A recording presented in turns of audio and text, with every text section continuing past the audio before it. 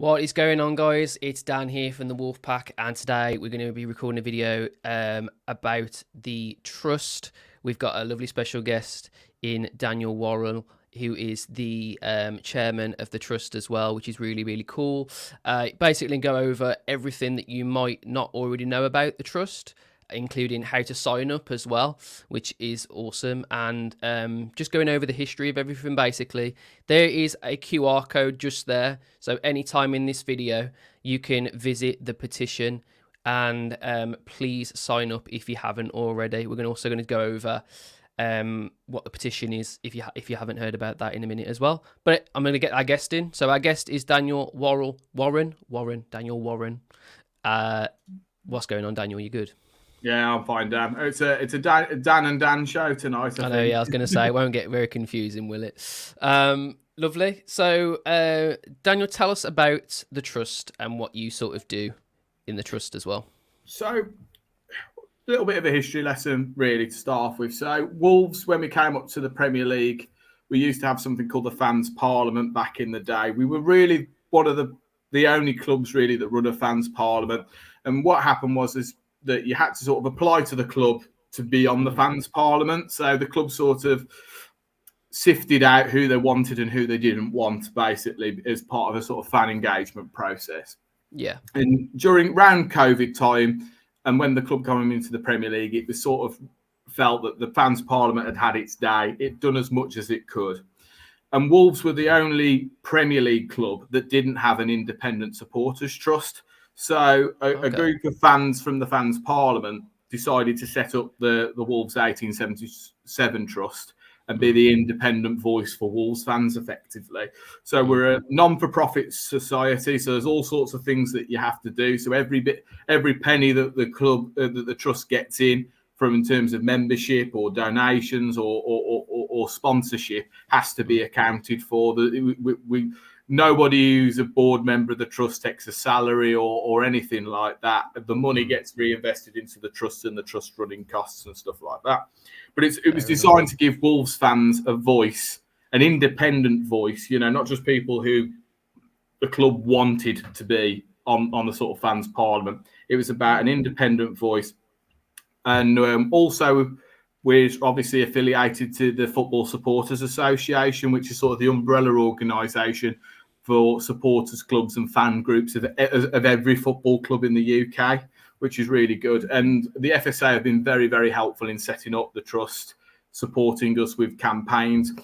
And then football fans really, I think, learnt their power and that they have when the European Super League was proposed back in, when was it, 2021, when they wanted to do a European breakaway. And it was actually football fans that got it stopped, basically, because, I sometimes think as football fans, we don't realise the power we have as consumers, as members of the public. I think football is a very emotive sport, and it's a very popular sport. So we actually have a lot of power as fans. So the Trust is there to give people a voice. It's completely democratic. If the Trust members don't want me to be the chair, in fact, our AGM is on Friday. So if people don't want me to be the chair, they can just literally vote me off. You know what I mean? And when we do stances, whether that's on ticketing, whether that's on VAR, whether that's on anything that we've done, we've always sort of gone to our Trust membership and said, before we come up with a line or a position on this, what do you think? It's your Trust. You tell us what you want us to do with it. Which is what you want, isn't it? As a fan and stuff, you want someone who's going to sort of make things happen, and that's what I really liked when we joined the Trust and we had our first meeting the other day as well. I think that was really, really, really amazing to see everyone coming together and sort of putting our heads together, really, to come up with something about all this petition and this hike nonsense. And that's basically what we've been doing, and beyond the scenes, basically working around what we're going to do about the hike. Talking about the hike, so we're basically, let's just have a catch up on essentially what all of this sort of come from. So Fosun, obviously, and Jeff raised the prices. They didn't tell anyone about it, which was a bit naughty. It all sort of happened and then we all got an email saying this is how much it's your new ticket is, and everyone was like, "What's going on there?"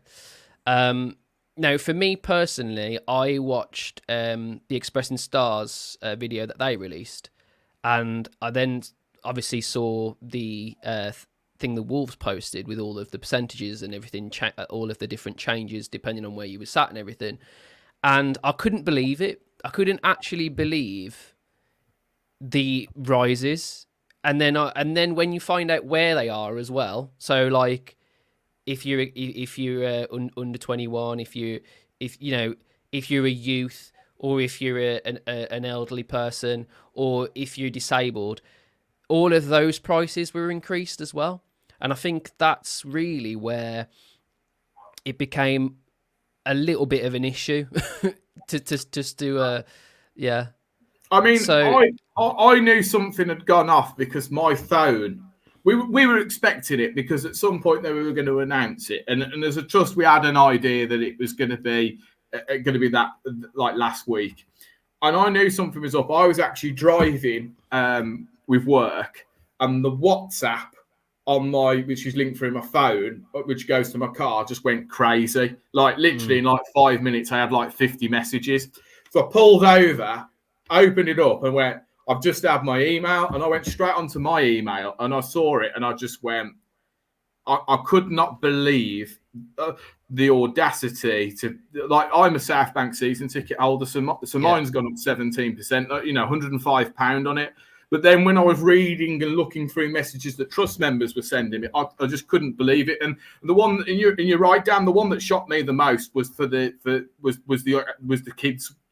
kids amounts, really, because Wolves are really good at doing this one pack mentality. I think that they're very good at doing many things for children, whether it be the age categories they do. The match day experience for young people, I think, is very, very good, right? But to do that, I thought was completely out of step with what the club's ethos is. If you're a mom and dad and you want to take two kids to the game, obviously I'm basing it on season ticket prices and stuff like that. But you're looking now the best part of over £1,600-1,700, and Wolverhampton, there's many things that's wrong with season ticket price increases. We're actually on our 6th year in a row, of increases. I had a little look back the other day through my emails. When we first got to the Premier League, my season ticket was £390. If I was renewing, and I've took a point of principle over this, because, I don't expect every Wolves fan not to renew their season ticket, right? Because it's our love and it's my love. Yeah. But they have systematically priced out every single mate that I go to the game to. Full disclosure, I could afford it, but actually it's not the same match day experience anymore. When your mates can't afford to go anymore, or they've priced them out the game. And that's without adding in the ridiculousness of VAR, and we could go on about that, Dan Hall, all the other factors we have to put up with. And I think as football fans, we actually put up with an awful lot, whether it's an 8 o'clock kickoff on a Saturday night, or a 4 o'clock at Newcastle or Brighton away, because of Sky. So I don't think this is just about ticket prices as alone. It's about broadcast times when games get changed because they prioritise the TV. Now, people could criticise me and say, well, having a go at the broadcasters, that's where the money is. Absolutely, that's where the money is. But I don't think we get considered in that at all as football fans. No. Last season, there was a couple of games that got moved very last minute. As a supporters trust, we were very much against the Christmas Eve fixture. We thought the Christmas Eve fixture was completely out of order. I don't think Chelsea liked it either, did they? Well, they said that, but Chelsea got caught out a little bit with that, because they told their supporters trust one thing and they told the Premier League another thing, where, to be fair to Wolves, they just went along with it the whole way along. Yeah, just like, it's happening. Bring your best Christmas jumper. Yeah, Yeah. exactly. And you know, look, we can go off on a tangent about things like this, but actually, being a football fan now, I generally believe we're treated as second class citizens, whether it's in regard to VAR, whether it's fixture changes, and actually we're paying a lot more than we were a few years ago. Now inflation's been up, you know, it's been bad the last few years. The cost of living has been bad the last few years. But I don't think anyone could argue that 17% is anywhere near the current rate of inflation. You know, it's way above, and that's just mine, by the way. You know, I think the children's ones are 173%. You know, They are, yeah, yeah. absolute madness. So yeah. Yeah, so me and Kyle did a video on it, and we went over all the percentages and everything, and we got up all of the different clubs that they were trying to benchmark us to and stuff, and a lot of it didn't really relate to what they were saying in the letters and stuff, like in the open letter by Jeff and stuff. A lot of it kind of leaves little to be desired, and it feels more of an excuse than it is actual fact.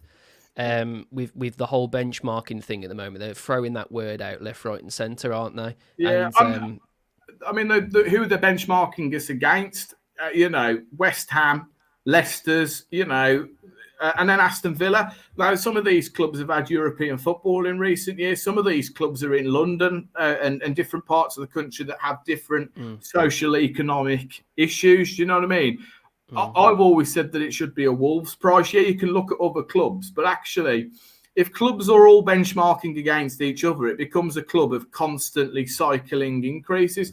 You know, and I'm going to give some praise here to Crystal Palace, because Crystal Palace have actually frozen their season ticket prices this year. So, you know, it was very convenient for Wolves not to benchmark against Crystal Palace, for example. You know, Everton, we've previously been benchmarked against Everton, and Everton are moving to a brand new stadium, you know, and anyone who's been to Molineux in the last 12 months will know that Molineux is not keeping pace with the majority of Premier League stadiums. I know, look, you know, Luton, Bournemouth, they're really bad examples of Premier League stadium, but actually we're falling behind, you know, clubs of a similar level to us. Leicester, I would argue, yeah, it's a bowl and stuff like that, but they actually have better facilities for their fans. oh yeah, 100%. You know, if you're a Steve Bull-Upper season ticket holder, you have to leave 10 minutes before half time to be able to go to the toilet and get back to your seat in time for the start of the second half. Yeah. You know,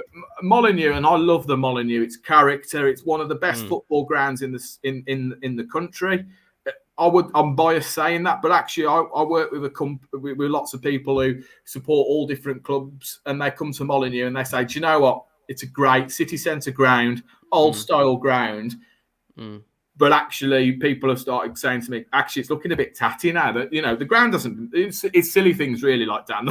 But the ground hasn't been painted for 5 or 6 years. You know, you look at, you know, you walk down Molineux, and I'm a Wolverhampton resident. I live a mile from the ground. I take great pride in the city. Give great pride showing people around Wolverhampton who are not from here. You know, this is my home city. This is my hometown. And I actually looked at the ground the other day when I was doing an interview for the BBC, and I did think it's looking really, really shabby at the moment. So things like that, really, and I think it's neglect. And I think that neglect falls down to our current owner. Well, Jeff himself said in recent emails that it's quote unquote tired. The stadiums look tired, but like I don't think that they're sort of addressing these issues, are they? They're very much just putting them under the carpet next to all of the other issues that they have already, and then they're not actually lifting the carpet up and going, right, let's deal with that. They just keep adding more and more and more, and as fans, it gets to a point where you're thinking, well, what are we paying for? Because the actual match day experiences are rubbish because of VAR. I know that's got nothing to do with Wolves, but it just is. So they need to up their ante and give us something to, you know, respect again, because as you say, like the ground's just not looking the same, is it? It needs a little bit of polish, and I just don't feel like they're up to doing that anytime soon, to be honest, which is really, really disappointing. No, I think there was a great deal of optimism when they came in. They were talking about stadium redevelopment. they were talking about, us challenging. Now, whether some of that was really realistic or not is another matter. I actually think Fosun have been overall very positive for Wolves. Yeah. We would probably still be, if Steve Morgan still owned us today, God knows what position we would be in. I doubt we'd be a Premier League club. And they have to have their credit for that. They've bought players that I never thought I would ever see in a Wolves shirt. Jan Martino, Ruben Neves, Raul Jimenez. Oh yeah, definitely. Even I know I say this jokingly, but quality centre halves like Willy Bolly playing for Wolves when we were in the Championship. I don't think we could have signed John Ruddy under Steve Morgan's ownership, with the greatest respect. And so Fosun for me have been overall a positive for Wolves. But I think at the moment we've got a problem with their representative at Molineux. That's my personal belief. Is that the man making the decisions is looking purely from a business and commercial point of view, rather than actually your main consumer is the match day going fan. Actually, and I think we're being forgotten about. And I think that if ever there was a not reading a room situation, it was the announcement that the Wolves made on Thursday and how they did it as well. Dan, I don't want to labour the point, but I actually think it was really cowardly, just sending an email out a week after the end of the season. If they truly believed and were willing to stand up to the robust challenge of what Molineux and what the Wolves fans really thought about the price rises, they'd announced it before the Crystal Palace game. Definitely. I think they would have heard it. So we've gone over what happened during the hike and how we all felt about it. Since then, obviously, you guys of the trust and everybody involved, including 13,000, I think it might even be 14,000 now, people with a petition. We did a open letter to Jeff, basically just saying, look, this ain't on and it needs changing. And that is still going on now, as you can see. So we've got 14,464 signatures at the moment. Basically, that's just ongoing. Is that right, Daniel? Is that just going to just... That's right. The petition's there. And can I just give a bit of credit to the old Wolfpack for setting that up, because they really took the bull by the horns and got on with that and got that petition up and running. It's been really disappointing that there's been no official response from Wolves to the trust or to any of the groups that has come together, including yourselves at the Wolfpack. You've come out and you've really got behind the campaign on this, all of you. And anybody who does social media or runs podcasts or any form of media relating to the club, apart from the club themselves, have fronted this up and have been excellent throughout this. And as a trust, we're really grateful for the support that we've been given by you all, really. Yeah, I mean, it goes without saying, Wolves, we love Wolves, but and we love the community and everything. That's why we do what we do. But when these sort of things happen, you have to come together. It's all right supporting a team like, your Cities, your Uniteds, your Liverpools and everything, where everything's, sunshine and rainbows 90% of the time. But when you support a club like Wolves, you are going to have things like this happen, just because, we're not the most... big, we're not a massive club, basically, are we? We're not getting, money all the time and whatever. And we all sort of agreed with that, with Fosun. Even this season, I think a lot of us were a little bit annoyed with no striker coming and everything. But I think we sort of thought, you know what? It is what it is. We'll get behind the manager after that United game, especially. We'll get behind the manager. We'll do what we need to do. We'll support the club and everything. And then even towards the tail end of the season, we're not winning money matches and everything. There's not a lot to write home about. But I still think, even though the season ended the way it did, I still think that the fans were behind the club for the next season.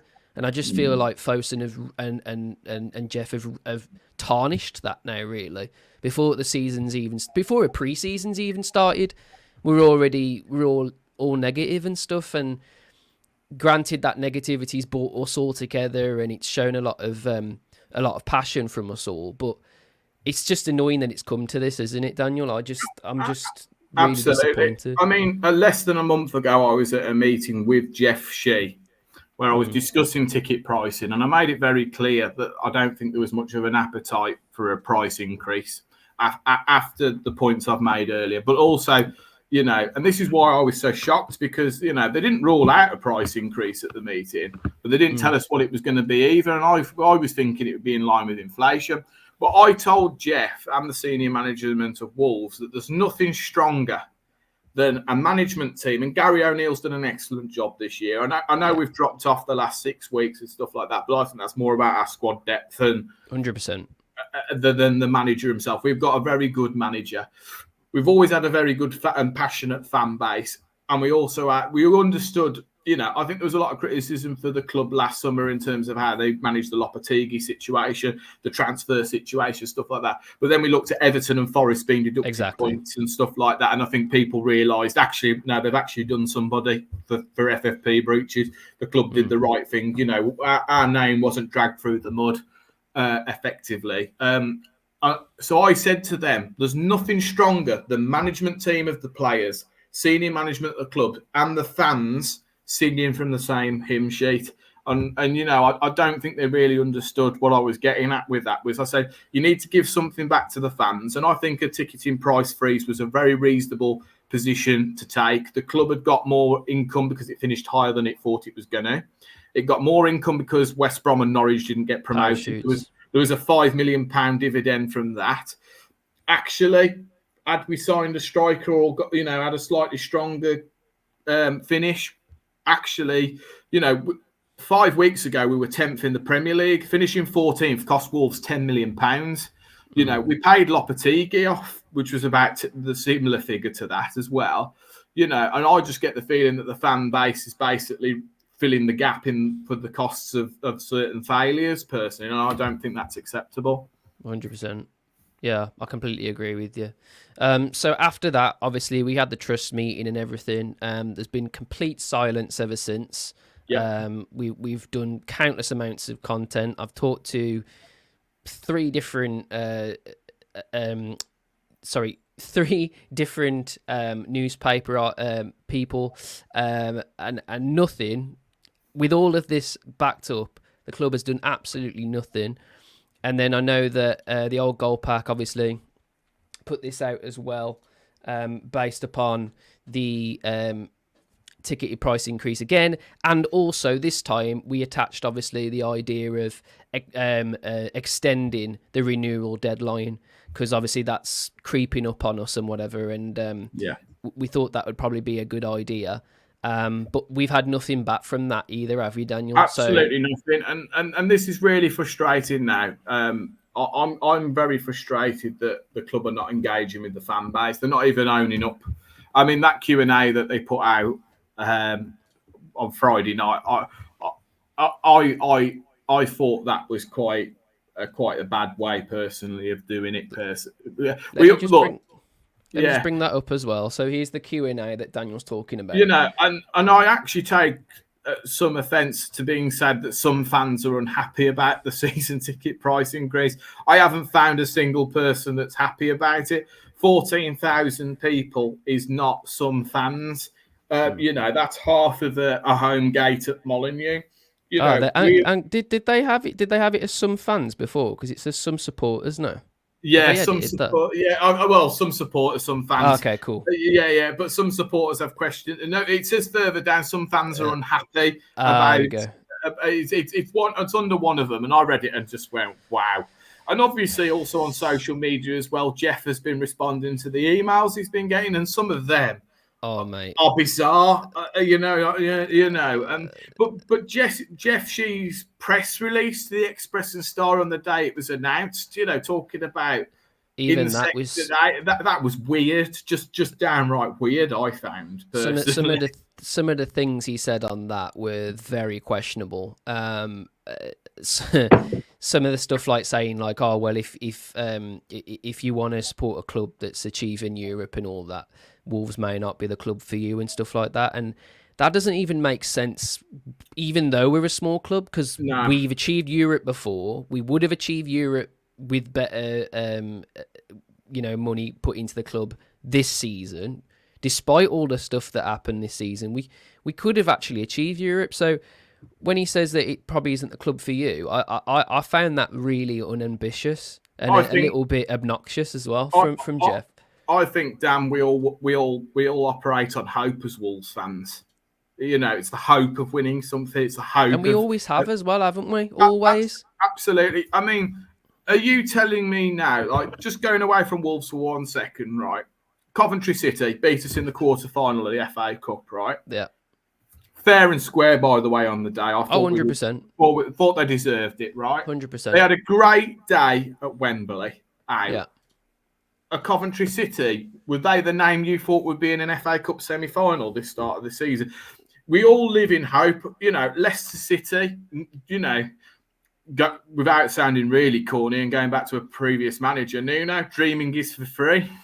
Exactly. You know, if you take the hope out, I mean, this is why football fans came out against the Super League, because it created a cartel of clubs with no relegation. You know, there'd be no way that, you know, one of the great things that English football created was the pyramid system. You know, 1 year we can, part about it. and as Wolves fans, we all know this. We've been in the 4th division, the 3rd division. We're actually one of the very few clubs that have won everything. You know, if Wolves can actually say, do a mic drop and say, Football League, we've completed it because we've won everything. Yeah. And that's because we've been in every single league. And not for me, I just think you take the hope out of football, then you start seeing. There's not a lot left. No point going, really. It's soulless, isn't it? It's soulless. And I think that's where they're going down. This is the problem with football in general. It's become too corporate. There's, you know, without sounding like a moaning old fart, you know, there's probably too much money in the game. There's probably too much, you know, it's too corporate these days. You know, they want football fans to be polished. You know, I went to West Ham and they sell pick a mix. You know, it's all different. I mean, I could cause an absolute raucous here, Dan, by saying pick a mix should never be in a football stadium. But it's that corporateness of it, you know, and stuff like that. You know what I mean? And I think it's also, sadly to say, a product of having foreign ownership as well, where we come from countries where football's not the life. But, you know, we're not in the realms of being owned by a Sir Jack, or, you know, the Villa being owned by Doug Ellis. And you know, you look at, like, you know, David Dean running Arsenal in the 90s was, you know, local people, you know, the days of a businessman who did half well for himself, set up a factory in the town and then bought the local football club. Those days are over now. And I don't think football's benefited necessarily for these worldwide conglomerates coming in and buying your football club. No, I just think that they've. I mean, ironically, it's exactly what Fosun's done this season, which is not read the room at all. That's the best way of putting it, isn't it? Absolutely. So obviously, after we looked at that Q&A in Discuss, by the way, I think that's just the most ridiculous business practice, to look at 13,000 signatures of your club, the lifeblood of your club, everything going forward, and all you've got to really do is open a little bit of communication, but what you do instead is just put in a Q&A. I think that's just such a really, really poor move, in my opinion. Like, it doesn't do anything. Or if you read that Q&A, it's just them just further backing up everything that we already knew about anyway. Yeah. It's not like they answered any of our questions with a different answer. So it's kind of pointless, really. If you're going to open up communication and just tell us the same thing and just double down on everything, then I'm sorry, something more needs to happen, in my opinion. Yeah. And I think that's where we lead on to next steps with the campaign, personally, Dan. You know, I think as a trust now, I think we're probably more open to, we're more open now to maybe the idea of a protest. I think we need to look at things going forward like a merchandise boycott. You know, people for sure. People will might not, you know, will renew their season ticket come what may, but they don't necessarily have to spend money in the club shop. They don't necessarily have to buy a pint and a pie in the ground, you know. And that's something that we'll be looking at, because, you know, if you're going to treat us like consumers, we'll act like consumers. And if you're unhappy, you don't tend to spend your money, do you? I think as well that the really sad thing is we could send them so much heart, you know, so much that's not going to affect them. What's going to affect them is their pockets. Yeah. If you hurt them there, things will change, because at the end of the day, that's the only thing they really care about, which to some regard, I don't really see why we shouldn't be thinking that, because they're a business. But in another regard, your lifeblood is your fans, so you have to keep them happy. And if you're not keeping them happy, then you're not getting your money. So I think a boycott on merch is a really, really good idea. And I think the reason this season it's such a good idea is because of, obviously, all the leaks have shown us everything is through Fosun now. So if you buy a t-shirt, it's going straight to Fosun. It's not going to Nike or Adidas or anything. It's going to Sudo, and Sudo are owned by Fosun. So if we boycott their merchandising this year, it's going to hurt a lot more than previous years. So I think that's a really good thing to do and a really good step. But is there any other steps that we might be taking? I think the protest route and obviously acting that way are the only routes really open to us. Hopefully Wolves will start to engage with us this week, so we can start having those open conversations, and let's see what happens. Really, I would like to think that Wolves will open up dialogue with the fan advisory board, with the trust, and that there can be an open and honest conversation about this. But apart from boycotting your renewal, boycotting the club in terms of merchandise, match day, food and drink and stuff like that, this is our love at the end of the day. And this is part of the problem. They know they've got us by the ghoulies, really. You know what I mean? They've got us. I didn't choose Wolverhampton Wanderers, you know. And just to give a little bit of a story about myself, my dad's a West Brom fan, right? It wasn't from father to son. Now, our family members, my nan's a Wolves fan. My nan tells me some great stories of when she went and seen Johnny Hancock's play in the 1950s and stuff like that. My dad's an Albion fan. If he took me to the Albion at the right time in life, things might have been very, very different. I remember coming up to going to the Asda and seeing this big gold stadium with a big wolf on it and going, actually, I quite like that, you know. You don't. I think you don't pick your football club. Your football club picks you personally, and that's how I feel. You know, I've been to other games of football. You know, I've been to. You don't get the same buzz. You know, you don't get the same attachment to it. You know, I even watched like non-league football. You know, I've been and watched Hensford Town, Stafford Rangers, Stourbridge. You don't have the same buzz as actually. No, that's Wolves and my. You know that. Yeah, that moment, I get what you mean. Know. Yeah. So obviously there's going to be more steps going forward. So basically, you're going to just have to just be patient and see what the trust members are. I think it's a case of. I think it's a case of who blinks first. Yeah, and then obviously just talking about the trust, and then you can go, Daniel, as well. You can join the trust.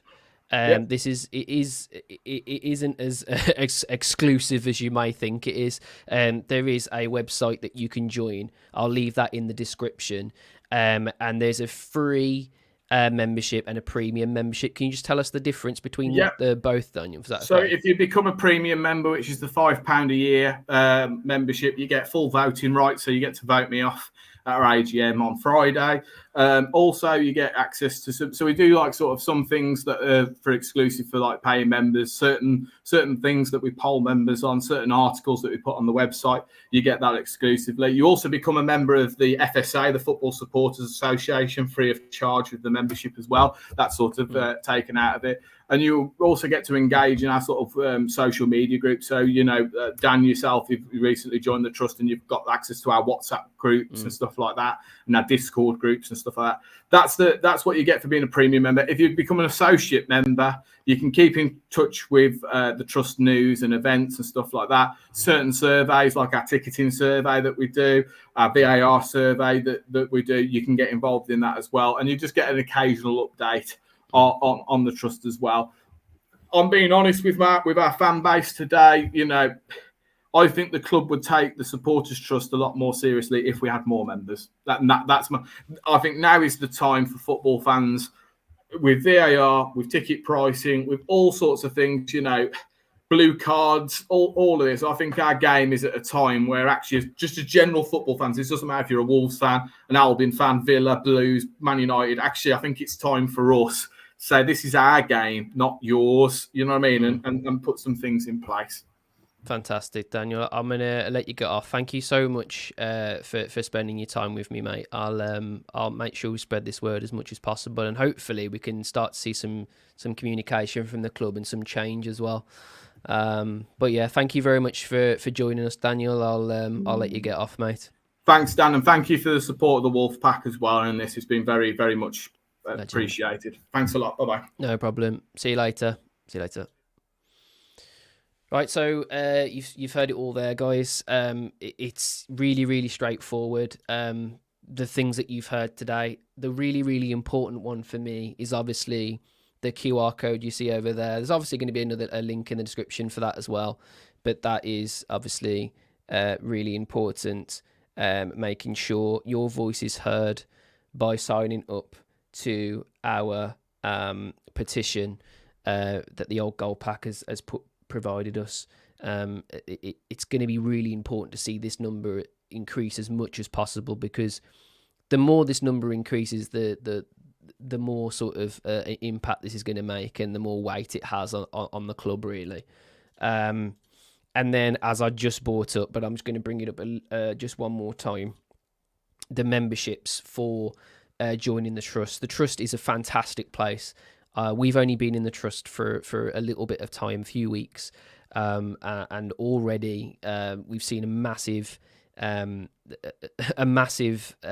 array of things coming forward, opinions left, right, and centre, things that can make a change and will make a change. And I honestly think it's really important, more than ever, really now, to join the Trust and see some of these changes come into action and have your voice heard again. A lot of this is genuinely just having your voice heard, because I know a lot of people are going to be watching this, and I look at all of your comments on every social media. I genuinely do, and some of the stuff that I've seen of people saying, well, if you don't want to pay, don't pay, and all this, that's not really the thing that people find annoying about this hike. It's not that the club doesn't need to increase. The club does need to increase, but it needs to be it doesn't need to be hitting our vulnerable fans, and it doesn't need to be as a big increase as it is. We don't need to be benchmarking to these clubs just yet. Not after, just really finding our feet with PSR again and everything. And the club needs a little bit of positivity, and you're sucking that positivity away by hiking up these prices to this degree. I understand completely where everybody's coming from. I do. Like the idea of just, you need to spend more if you want to be a big club and all this. I just think this needed to be a more similar to what they've been doing, really, just increasing the price gradually. This enormous price benchmarking system is it's not helping anybody, because you're just seeing all of a sudden what this club means to us all, and it's really upsetting to see some of the stories that I've seen. I'm not really ready to share names or anything, but some of the stories I've seen, a young man whose wife is in hospital, and the